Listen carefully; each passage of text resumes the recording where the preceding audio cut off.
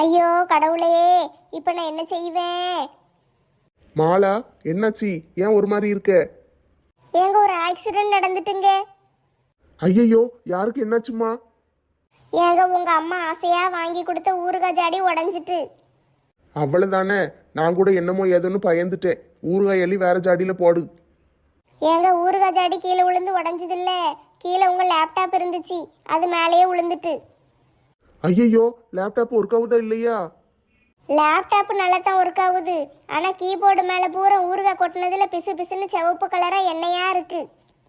அட கடவுளே, லேப்டாப் இப்ப எங்க இருக்கு? ஏங்க நீங்க கவலைப்படாதீங்கங்க, எல்லாத்தையும் நான் க்ளீன் பண்ணிட்டேன். நல்ல வேலை, க்ளீன் பண்ணிட்டல்ல. எப்படி க்ளீன் பண்ண?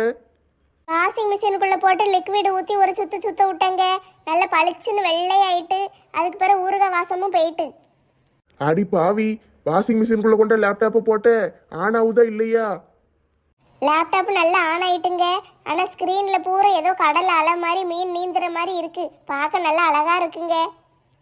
அடி பாவி, இது ஆபீஸ்ல கொடுத்த லேப்டாப் ஆச்சே. என் வேலைக்கே உழ வச்சுட்டாலே. எங்கடி இருக்கு இப்ப லேப்டாப்பு? ஏங்க அது கிடக்கு, நீங்கள் ஓடி போய் ஒரு புது லேப்டாப் வாங்கிட்டு வந்துருங்க. புதுசு வாங்கணுமா? அதை என்ன செஞ்ச?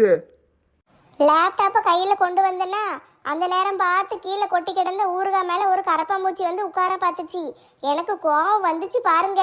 கையிலேருந்து லேப்டாப்பை கொண்டு தூக்கி வீசிட்டோம்ல, சல்லி சல்லியா நொறுங்கிட்டு.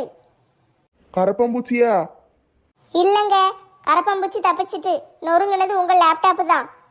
ஏங்க எங்கே போகிறீங்க? லேப்டாப் வாங்கவா? மெண்டல் ஆஸ்பத்திரிக்கு போறேன். அங்க எதுவும் பெட்டு காலியா கிடந்தா படுத்துக்கிடுதேன்.